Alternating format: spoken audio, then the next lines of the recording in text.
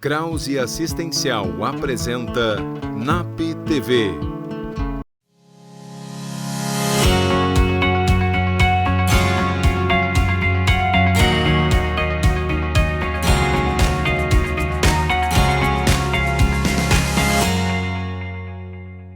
No programa de hoje, eu vou falar sobre Síndrome de Peter Pan. Isadora Conag fala sobre orientação profissional. O Acontece no NAP traz uma palestra muito interessante de um jovem inovador. E Diala Martins aborda o tema de autossabotagem e punição. Ana Silvia Basso conversa conosco sobre autoestima. E, é claro, Minuto do Mentor de Negócios. Olá, eu sou Luiz Matheus Pacheco e você está assistindo o NAP TV. No programa de hoje, a psicóloga Diala Martins vai falar com a gente sobre autossabotagem e punição, sobre algumas situações do cotidiano que costumam atrapalhar o nosso progresso. Dá uma olhadinha aí. Olá, hoje eu vim falar com vocês sobre a autossabotagem e a punição. A autossabotagem é um assunto que está muito recorrente assim, na clínica, né, ultimamente. Então eu resolvi falar sobre isso porque muitas pessoas desconhecem e ficam curiosas para saber o que é essa autossabotagem. A autossabotagem muitas vezes vem de crenças que a gente tem desde criança ou porque a gente viu dos pais coisas que a gente não, realidades de brigas, ou que falaram coisas para crianças do tipo, tu não consegue, tu não é bom o suficiente, e aquilo ficou como algo verdadeiro, como uma verdade absoluta. Então, quando ela cresce, se ela encontra coisas positivas na vida, ela se auto-sabota, terminando uma relação boa, ou tentando sair de um emprego bom, porque na verdade absoluta dela, lá da infância, tá como crença algo ruim. Então ela não encara aquilo como se ela pudesse viver aquilo, como se ela tivesse até o direito de viver aquilo. Ela vê como algo que não é para ela. Então ela termina, se auto-sabota. Então, junto com esses sentimentos, né, da autossabotagem, vem insegurança, vem um sentimento de que o que eu posso fazer para mudar, o que eu posso fazer para melhorar, me melhorar, por que eu me sinto assim. Então, o que a gente faz para sair desse ciclo, vamos dizer assim, para a gente conseguir ver o que a gente está se sabotando e o que é real. Isso é uma coisa principal. Assim, eu tô com medo ou não estou feliz no meu emprego por algo real, porque eu não gosto mesmo do meu emprego, porque eu me sinto tensa, porque não gosto do trabalho, ou porque é desse sentimento que eu falei anteriormente, que aí pode ser que venha do inconsciente, de algo lá da infância, de algo que eu quero fugir e me punir com isso. O que seria essa punição? A punição é justamente eu sair desse emprego, ou eu sair desse relacionamento. Aí eu me puno e volto para um ambiente que eu conheço. Que o que é? É um relacionamento disfuncional, que é de brigas, ou um emprego que eu não estou feliz. Isso é a minha verdade, é aquilo que eu acredito que seja a minha zona de conforto, vamos dizer assim. Então isso é algo inconsciente, é algo que eu faço sem me dar conta. Mas eu posso mudar isso justamente me dando conta. Começo a me dar conta que eu faço isso não por algo real, né? Como eu falei, por algo que realmente acontece, e sim por algo do inconsciente. Então eu começo a pensar, não, eu mereço esse emprego, eu mereço ficar, não tem nada real, né, que eu faça com que eu queira sair desse emprego, então eu vou tentar sair desse ciclo inconsciente e vou ficar nesse emprego, porque afinal de contas eu mereço ser feliz, mereço ficar num lugar agradável, mereço ter um companheiro que me faça feliz e não aquele companheiro que eu estava acostumada a ver que era dentro de um ambiente de brigas, enfim, ou de coisas que me faziam mal. O medo vai vir de qualquer jeito, sempre vai vir o medo. Eu tendo esse olhar não, esse olhar ruim, digamos assim, de um passado, ou não. Eu posso, inclusive, não ter um passado de um ambiente hostil e também ter medo. A gente tem medo das coisas, né? Mas a gente enfrenta. É assim que a gente ou muda o ciclo ou a gente enfrenta coisas novas, né? Vamos com medo mesmo, como dizem. E aí, nisso, eu vou ressignificar. O que é ressignificar? Fazer novas conexões.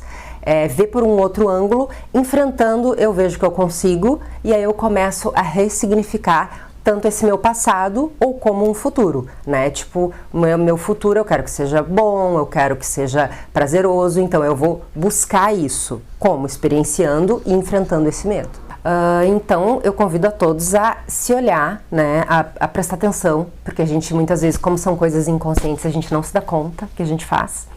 E a gente se perceber, ver se a gente faz isso e a gente não consegue sozinho mudar esses ciclos e fazer essas novas conexões, procura um psicólogo, procura alguém que vai te ajudar, porque isso vai te ajudar em todos os âmbitos da tua vida. Peter Pan não é apenas um personagem de desenho infantil. Ele nomeia também uma síndrome, que é caracterizada pela dificuldade de amadurecimento. É o que eu falo com vocês no próximo quadro. Olá, você já ouviu falar em síndrome de Peter Pan? A síndrome de Peter Pan, embora ela não seja um diagnóstico, digamos assim, oficial, ele não está incluído no DSM, mas diz respeito a uma condição onde a pessoa ela tem uma espécie de impossibilidade de amadurecimento, uma espécie de uma paralisia no amadurecimento daquilo que seria, digamos assim, normal, esperado para a faixa etária da pessoa. Geralmente são homens, como o próprio nome já sugere, né? Enfim, que por alguma razão se transformam em eternos meninões, digamos assim, quer dizer, eternas crianças ou também adolescentes. Essa síndrome ela é caracterizada principalmente por uma dificuldade ou até mesmo uma impossibilidade de assumir papéis da vida adulta. Por exemplo, de pai, de trabalhador, enfim, papéis que implicam alguma autonomia e alguma responsabilidade sobre os próprios atos. Geralmente esses homens, esses meninões, né, eles têm uma dependência muito forte, tanto afetiva quanto também financeira, de pais ou de algum tipo de cuidador. Quer dizer, eles vivem como uma espécie de extensão de outra pessoa, o que é bem interessante, porque quando esses homens encontram, né, uma parceira, um parceiro, enfim, eles tendem a reproduzir ou a tomar esse parceiro como uma espécie de substituto desse cuidado do qual ele não conseguiu se desprender. Quer dizer, são relações marcadas por uma espécie de falta de balanço, né, um desequilíbrio na balança, onde alguém tem que cuidar e alguém, né, só recebe cuidados. Quer dizer, alguém faz tudo e alguém só deita e rola, digamos assim. Quer dizer, essa síndrome ela pode trazer severas consequências, porque esse indivíduo, esse sujeito, ele acaba tendo uma dificuldade de funcionar, digamos assim, na sociedade, de assumir compromissos, de inclusive ter um emprego, de conseguir alcançar uma formação, enfim, porque ele não consegue assumir compromissos. E a cura para isso, né, o que seria indicado, seria justamente a terapia, né, poder trabalhar uma espécie de luto da infância, sobre essas perdas dessa fase, que aparentemente é tão querida, mas que vale lembrar também, traz alguns aspectos negativos. Porque é interessante pensar que a infância, embora a gente idealize ela, né, como uma fase perfeita, ela traz também um lado ruim, que é justamente de depender do outro, ficar nas mãos do outro. E poder trabalhar todos esses aspectos com esse sujeito é um caminho bastante importante e interessante para possivelmente ou talvez conduzir a algum amadurecimento. Confira agora mais um minuto do Mentor de Negócios com César Silva, que trará algumas dicas para impulsionar os seus negócios.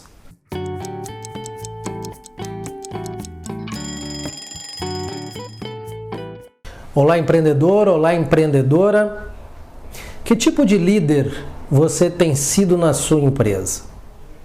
Será que você é um líder que direciona ou será que você é um líder engajador? O líder que direciona, por mais democrático que ele seja, ele não inspira que as pessoas o sigam de uma maneira engajada. Já o líder engajador, ele é inspirador e faz com que você se movimente além do normal. É aquele líder que tem o que diz lá no livro Gestão da Manhã, de Sandro Magaldi e José Salive. Ele tem um pensamento bold. O que é um pensamento bold? Pensamento bold não é baseado no melhor, mas é baseado principalmente no que tem mais relevância, o que tem mais impacto. Não é à toa que as startups estão crescendo e muito, porque os seus líderes são líderes engajadores, que são baseados num propósito, numa causa, fazendo assim que a sua empresa traga para dentro dela uma série de pessoas de alta qualificação para desenvolver um mercado muitas vezes que não existe.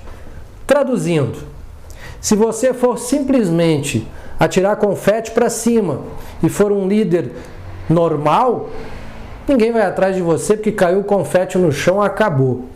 Agora, se você for um líder engajador, você vai inspirar nas pessoas o que elas têm de melhor. Você vai juntar equipes multidisciplinares e vai trabalhar a criatividade, vai trazer talentos de fora que possam agregar. Não vai estar preocupado se você mantém ou não mantém o poder, já que a empresa é sua igual, mas você está mais preocupado com o resultado, com a qualidade, com a relevância daquilo que você vai colocar. E esse líder engajador, ele não está se importando num primeiro momento com o tamanho daquilo que ele vai fazer, mas sim com a relevância daquilo que ele vai fazer naquele local mais próximo onde ele vai estar. E aqui vai a pergunta do mentor de negócios. Você quer ser um líder normal ou você quer se diferenciar no mercado de hoje? Pense, reflita. Aqui vai a dica do César Silva, mentor de negócios, aqui no NAP. Tchau!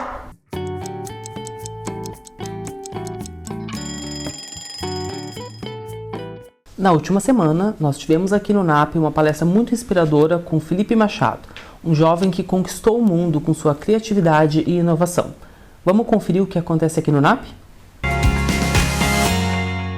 A gente começou a fazer esse carro aqui, num laboratório da Fevale, sem ter o carro e sem ter recurso para investir numa proposta, num teste, para ver se talvez, de repente, ia dar certo. De novo, porque eu apresentei no começo. Começa no papel, começa no recurso barato que tem, tecnologia é o meio, tecnologia não é o fim.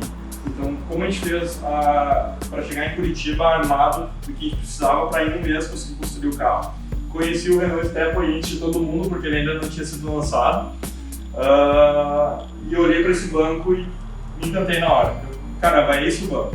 Esse aqui vai ser a cara do nosso projeto. É esse aqui que vai projetar a solução, porque daqui a pouco as pessoas vão estar muito atreladas à Renault, mas a gente quer que a solução da cadeira pivotante do aplicativo chegue para todo mundo, independente da montadora. Inclusive a gente tem todo o direito autoral sobre os projetos, a gente caminha a patente. Mas a cadeira, ela pode levar uma mensagem um pouco mais rápida. Isso a gente consegue fazer com o apoio de um projeto social. A gente pode fomentar, daqui a pouco vão estar gerando mais renda para elas, podem customizar cadeiras de rodas utilizando os resíduos da Renault. Então, aqui foi o desenho que eu fiz na hora lá para eles, uma cadeira de rodas com resíduo do Sandero Stepway e a base feita com tranças de cinto de segurança. Então, de novo, levando uma mensagem sobre a importância da conscientização de segurança no trânsito. O trânsito muitas vezes deixa as pessoas numa situação de usar uma cadeira de rodas. E a gente apresentou o projeto para a Renault, para o presidente da Renault, 3 dias antes do lançamento do Sandero Stepway.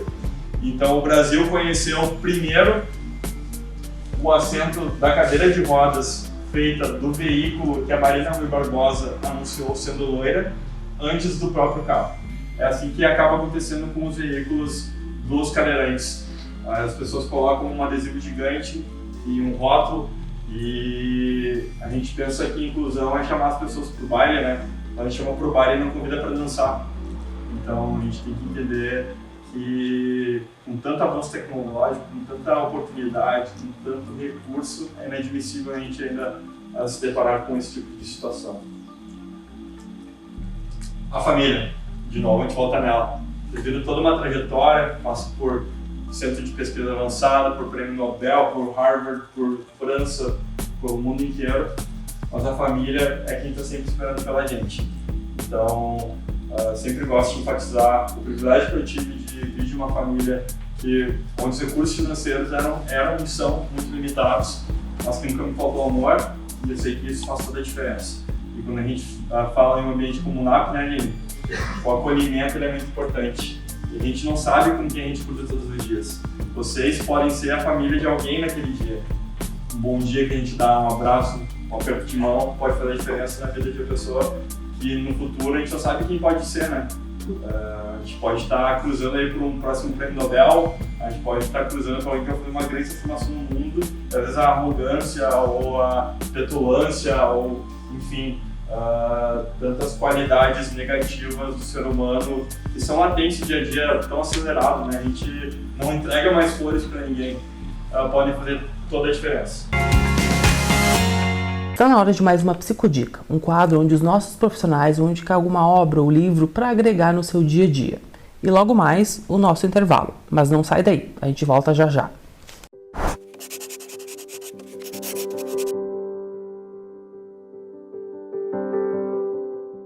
Oi, a minha psicodica de hoje é o filme O Farol das Orcas. É um filme espanhol, gravado na Patagônia, baseado numa história real.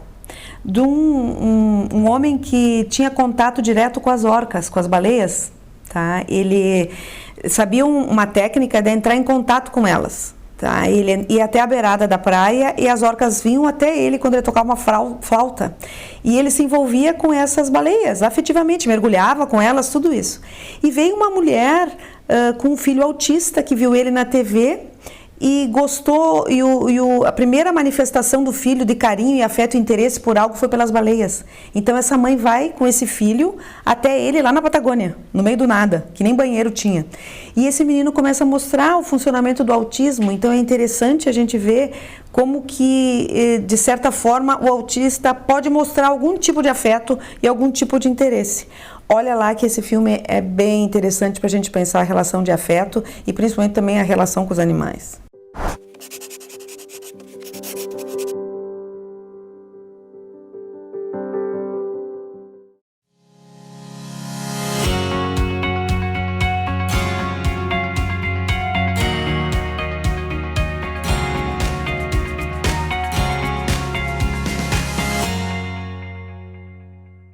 A Exatos começou de um sonho de poder ser um diferencial por onde eu passava. E foi assim que ela surgiu, trabalhando na Prefeitura de Estância Velha, onde o senhor Ivo Jacinto Baumgratz me convidou para fazer a contabilidade dele. E hoje, 30 anos depois, temos nossa nova sede em Estância Velha, com 1.800 metros quadrados, para atender nossos 600 clientes em toda a região. Convido você a conhecer a Exatos. 30 anos apoiando o empresário da região.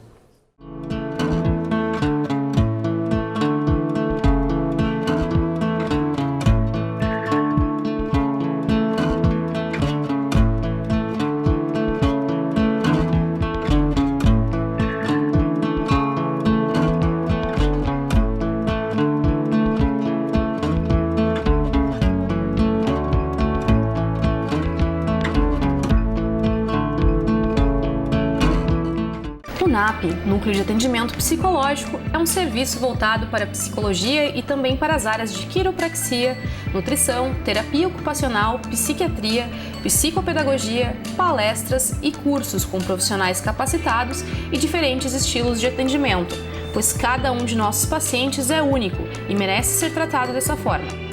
Aqui você encontra os mais modernos tratamentos que o mercado oferece, uma plataforma inovadora de realidade virtual para fobias, ansiedades e transtornos. O NAP oferece ainda convênio para empresas e o Clínica Escola.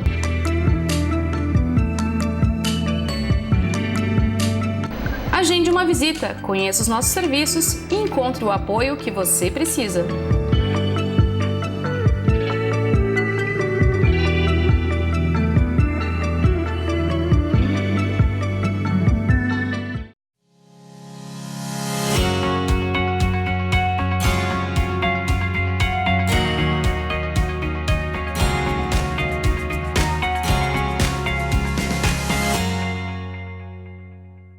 Estamos de volta. A psicóloga Ana Lúcia Basso vai falar com a gente sobre autoestima e sobre algumas formas de melhorar a nossa confiança na gente mesmo. Dá uma olhadinha aí.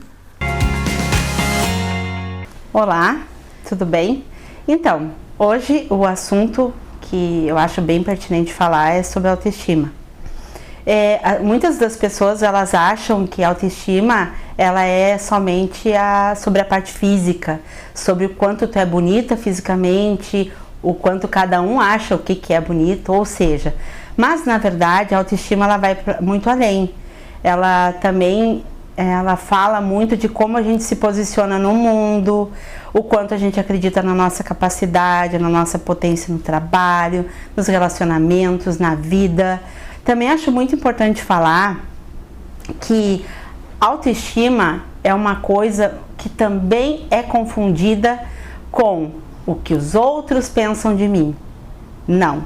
Se eu depender de me achar bonita, de me achar competente, baseado no que os outros acham de mim, eu vou me decepcionar, vou me frustrar. Porque sempre vai ter alguém que tanto eu ou outra pessoa vai achar que é mais bonito que a gente, que é mais inteligente que a gente, que é mais competente. Porque na verdade, beleza, autoestima, confiança em si mesmo, que tudo é autoestima, tudo isso que eu falei agora, não depende do olhar do outro.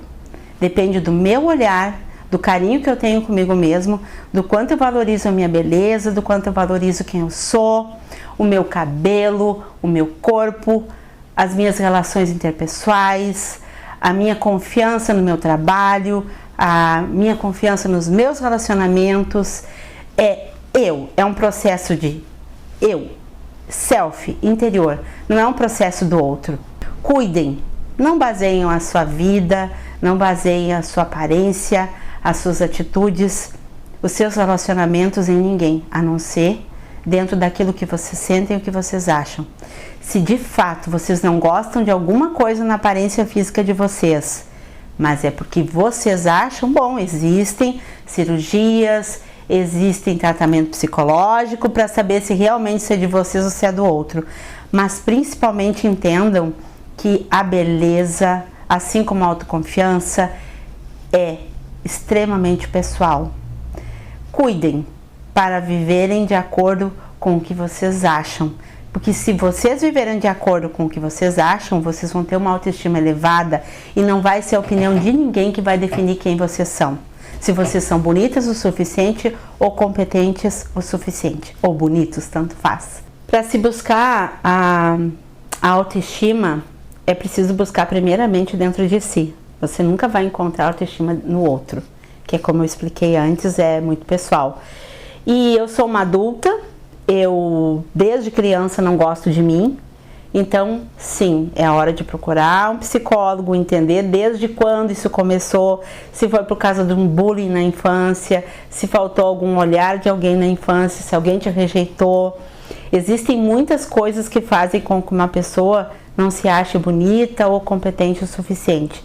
Então, se vocês já são adultos e estão passando por esse processo, procurem um psicólogo. Ele vai ajudar vocês a poder fazer o autoconhecimento, a poder se enxergar, se olhar para vocês, se olhar com amor, com cuidado e principalmente também para vocês se conhecendo, elevando a autoestima. Crianças também, por vezes, elas relatam queixas sobre o cabelo, sobre a aparência, que geralmente quando isso vem de criança, de fato não é delas. Alguém na escola falou e ela internalizou. Então também é muito importante procurar trazer essa criança para um atendimento psicológico, para que ela também possa se autoconhecer desde a infância e valorizar cada traço, cada característica, porque todo mundo é lindo, todo mundo é diferente e é dentro da diferença, dentro dessa singularidade de cada um que existe toda a beleza. Definir qual carreira seguir não é fácil. Isso vale tanto para adolescentes entrando no mercado de trabalho, quanto para pessoas que desejam trocar de profissão ou buscar algo diferente. E é sobre isso que a psicóloga Isadora Colnaghi vai falar com a gente agora. Olá, eu sou a Isadora Colnaghi, sou psicóloga e coaching e atuo aqui no NAP. Hoje eu vim falar sobre orientação profissional. Bom, orientação profissional, como o próprio nome já diz, tem a intenção de orientar profissionalmente um indivíduo que se encontra numa situação ou de desemprego ou de desgosto com a sua profissão atualmente. Os públicos que iriam se beneficiar desse tipo de serviço são os adolescentes que se encontram saindo do colégio e indo para a faculdade e não sabem bem ainda qual o curso que desejam realizar na faculdade. Além dos adolescentes, também quem já se encontra na faculdade e já está quase terminando a faculdade e não sabe qual carreira seguir dentro daquela profissão que escolheu, ou mesmo deseja mudar de curso, mas ainda não sabe qual curso deverá realizar por não se conhecer ainda, também poderia sim se beneficiar de um serviço de orientação profissional. E, além disso, adultos que já são profissionais e já possuem uma carreira profissional já de algum tempo, mas estão desgostosos com a sua profissão, desejam mudar de área ou de área de atuação dentro daquela mesma profissão que está atualmente, também conseguiria se beneficiar de um serviço de orientação profissional. Então, chega desse desgosto e venha se conhecer para conseguir entender qual que seria a sua profissão ideal. O serviço de orientação profissional, ele se baseia então em atividades de autoconhecimento com avaliações psicológicas, exercícios, ferramentas que o psicólogo ou psicólogo e coaching conseguirá te ajudar a se conhecer, a se descobrir quais são os seus gostos, quais são os seus pontos fortes, o que você teria para oferecer tanto para uma empresa ou quem sabe ser um empreendedor, né, abrir o seu próprio negócio.